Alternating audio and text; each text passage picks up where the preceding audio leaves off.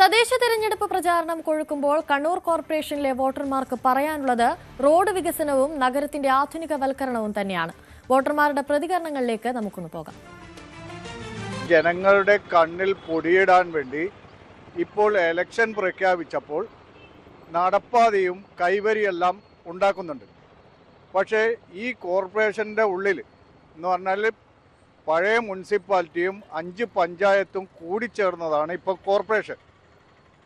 ഇതിൻ്റെ ഉള്ളിൽ ഈ 6 സോണിലും ഒരു കോർപ്പറേഷൻ്റെ റോഡും ചെറിയ വാഹനങ്ങൾക്ക് ഓടാൻ കഴിയാത്ത അത്രയും അധപ്പതിച്ചു കൊണ്ടിരിക്കുകയാണ്. നമ്മുടെ കടന്നപ്പള്ളി, നമ്മുടെ MLA കടന്നപ്പള്ളി എന്ന് പറഞ്ഞാൽ നമ്മളെ ഇപ്പോഴത്തെ മന്ത്രി, നമുക്കൊരു ഓട്ടോറിക്ഷക്ക് ഹൈടെക് സ്റ്റാൻഡാക്കാൻ വേണ്ടി പഴയ ബസ് സ്റ്റാൻഡിൽ ഹൈടെക് സ്റ്റാൻഡാക്കാൻ വേണ്ടി 15 ലക്ഷം രൂപ അനുവദിച്ചിരുന്നു. എന്നാൽ അത് MLAയുടെ പേര് വരും എന്നതിൻ്റെ അടിസ്ഥാനത്തിൽ അവർ ഇതൊന്നും നോക്കാതെ അത് ലാപ്സാക്കുകയാണ് ഉണ്ടായത്. അതുപോലെ തന്നെ പാറക്കണ്ടി നമ്മുടെ ബീവറേജിൻ്റെ റോഡ്, അത് MLA ഫണ്ടിൽ നിന്ന് 25 ലക്ഷം രൂപ പാസ്സാക്കിയിട്ടും ഇവർ അതും ലാപ്സാക്കുകയാണ് ഉണ്ടായത്. അതുപോലെ ഇപ്പം ഒണ്ടേൻ റോഡിലൂടെ പോകാൻ കഴിയാത്ത വർഷങ്ങളായി. പഴയ മുനിസിപ്പാലിറ്റിയിലും കഷ്ടപ്പെട്ടിട്ടാണ് ഇപ്പം പോകുന്നത്. പഴയ മുനിസിപ്പാലിറ്റിയും ഇതിലും നല്ലതാണ് എന്ന് പറയാൻ പറ്റും. ഇപ്പോൾ ഈ UDF 6 വർഷമായി ഭരിക്കുന്നത്, എന്നാൽ ഒരു വികസനവും ഇവിടെ ഇല്ല. വളരെ മോശം. ഈ കോർപ്പറേഷൻ്റെ ഇതിൽ കേരളത്തിലെ ഏറ്റവും മോശം കോർപ്പറേഷനാണ് കണ്ണൂർ കോർപ്പറേഷൻ. നിങ്ങളൊന്ന് നോക്കിയാൽ മതി. മര്യാദയ്ക്ക് ഒരു പെണ്ണുങ്ങൾക്ക് പോലും ഈ ടൗൺ ഏരിയ പറയുന്ന കോർപ്പറേഷനിൽ മൂത്രപ്പുര പോലും ഇല്ല. ഇപ്പോൾ ഇലവേറ്റഡ് ഹൈവേ അല്ല കാർ പാർക്കിംഗ് എന്നെല്ലാം പറഞ്ഞ് അത് ആരാണ് ഉപയോഗിക്കുന്നതെന്ന് തന്നെ തിരിഞ്ഞ് 2 പ്രാവശ്യം ഉദ്ഘാടനം ചെയ്ത്, പ്രത്യേകിച്ചിട്ട് പെഡസ്ട്രിയൻ ഫുട്പാത്ത് ഇപ്പോൾ റെയിലിങ്സ് ആക്കിന്. പക്ഷേ ഈസ്റ്റേൺ സൈഡ് റെയിൽവേ സ്റ്റേഷൻ തൊട്ട് പ്രസ് ക്ലബ് റോഡ് വരെയെല്ലാം ഉള്ള ഫുട്പാത്തിൻ്റെ മുകളിൽ എൻക്രോച്ച്മെൻറ്റ്സ്, ഡ്രെയിനേജിൻ്റെ മുകളിൽ രാജീവ് ഗാന്ധി റോഡിലെ എൻക്രോച്ച്മെൻറ്റ്സ്, റോഡിൽ എൻക്രോച്ച്മെൻറ്റ്സ്, ശ്മശാനത്തിൽ ചില മഴയത്ത് ചിരട്ട പോലും ഇല്ലാണ്ട് ആംബുലൻസ് കൊണ്ടുവരേണ്ടി വരുന്ന ഇപ്പം പ്രാകൃതമായി. എൻ്റെ 3-ാമത്തെ ദിവസം കുഴിയെടുക്കാൻ പോകുമ്പോൾ അവിടെ നായ്ക്കളെല്ലാം ഈ എല്ലാം ഇതെടുക്കുന്ന ദയനീയ രംഗം.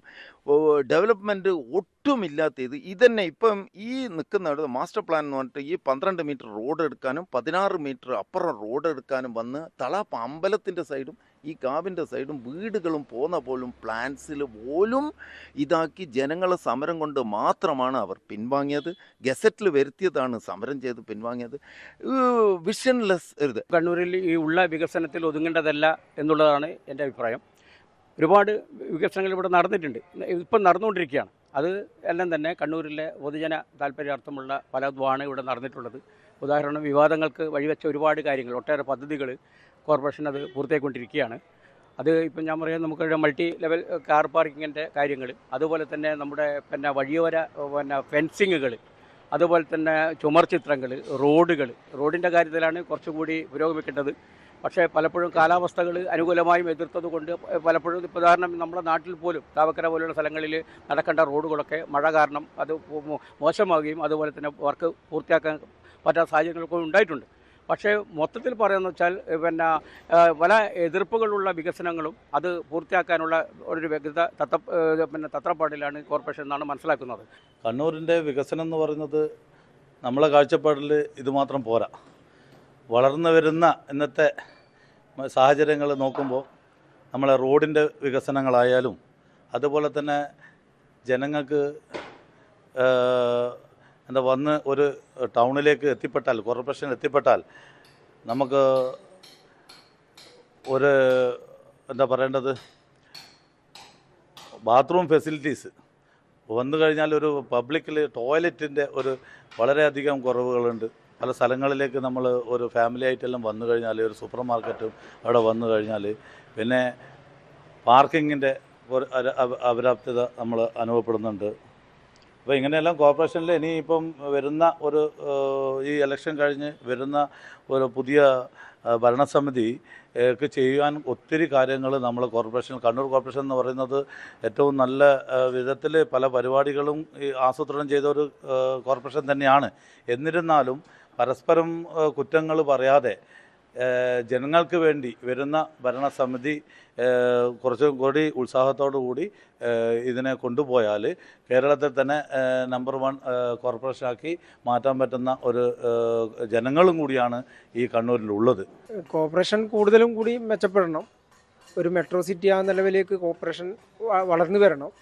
അപ്പോൾ ഒരു മെട്രോ സിറ്റി ഇന്നലെ ആലോചിക്കുമ്പോൾ നമ്മുടെ കണ്ണൂരിൻ്റെ ഒരു വികസന സാധ്യത എന്ന് പറഞ്ഞാൽ പിന്നെ പല ആളുകളും ഇവിടെ എത്തി ഈ നാടുമായിട്ട് മിങ്കിൾ ചെയ്യുക എന്നുള്ളതാണ്. അതിന് വ്യവസായം വളരണം, അതുപോലെ ടൂറിസം വളരണം. ടൂറിസത്തിൽ പിന്നെ ഏറ്റവും കൂടുതൽ കണ്ണൂരിൽ ഹോസ്പിറ്റാലിറ്റിയാണ് കൂട്ടി വരേണ്ടത്. കാരണം നമ്മളെ ഒരു നാട്ടിലേക്ക് ടൂറിസ്റ്റുകൾ എത്തുമ്പോഴും അപ്പോൾ അതിനനുസരിച്ചിട്ട് അവരോടുള്ള ഇൻഫ്രാസ്ട്രക്ചർ ഡെവലപ്മെൻറ്റ് ഇതൊക്കെയാണ് ഒരു പിന്നെ കോർപ്പറേഷൻ്റെ ലെവലിലേക്ക് വളരേണ്ട ആവശ്യം. എന്താണ് മെട്രോ സിറ്റി എന്ന് ചോദിക്കുമ്പോൾ നമുക്ക് പിന്നെ പല സ്ഥലങ്ങളിലും പോകുമ്പോൾ അടിസ്ഥാന സൗകര്യങ്ങളാണ് ഏറ്റവും കൂടുതൽ വരേണ്ടത്. അങ്ങനത്തെ കാര്യങ്ങളൊക്കെ കോർപ്പറേഷൻ വേണ്ടത്ര വിജയിച്ചതായിട്ട് കാണുന്നില്ല. അങ്ങനത്തെ ഒരു പ്ലാനിങ്. പിന്നെ പല ഫണ്ടുകളും ഒരു ഡെവലപ്മെൻറ്റ് അതോറിറ്റിയാണ് കണ്ണൂരിൽ വേണ്ടത്. ഇപ്പം കൊച്ചിയിൽ ഡെവലപ്മെൻറ്റ് അതോറിറ്റി വന്നതിന് ശേഷമാണ് കൊച്ചി ഡെവലപ്മെൻ്റ് ആയത്. കോഴിക്കോട് വന്നത് അങ്ങനെയാണ്. അത് തിരുവനന്തപുരവും ഈ ഡെവലപ്മെൻറ്റ് അതോറിറ്റിയാണ്. കണ്ണൂർ ഡെവലപ്മെൻറ്റ് അതോറിറ്റി വന്നു കഴിഞ്ഞാൽ ഫണ്ടുകളൊക്കെ ക്രോഡീകരിക്കപ്പെടും. ഒരു ജില്ലയിലെ മൊത്തത്തിലൊരു വികസനത്തിൻ്റെ ഒരു മാസ്റ്റർ പ്ലാന് തയ്യാറാക്കി വേണം പ്രവർത്തിക്കാൻ. ഇപ്പം MLA കൊണ്ടുവരുന്ന പദ്ധതികളെ എതിർവശം അതിന് പല കാര്യങ്ങളും തടസ്സപ്പെടുത്തുക. അതേപോലെ കോർപ്പറേഷൻ കൊണ്ടുവരുന്ന പദ്ധതികളെ മറ്റ് അതിൻ്റെ എതിർവശങ്ങൾ തടസ്സപ്പെടുത്തി ഈ വികസനമില്ലാതെ ഒരു കാഴ്ചപ്പാടാണ് കാണുന്നത്. അപ്പോൾ കണ്ണൂരിൻ്റെ ജനങ്ങളെ ആവശ്യം എല്ലാവരും ഒത്തുചേർന്ന് കൊണ്ടിട്ടുള്ള ഒരു വികസനത്തിൽ രാഷ്ട്രീയം ഇല്ലാത്ത തരത്തിൽ ഒരു വളരുക വേണ്ടത് എന്നുള്ളതാണ്.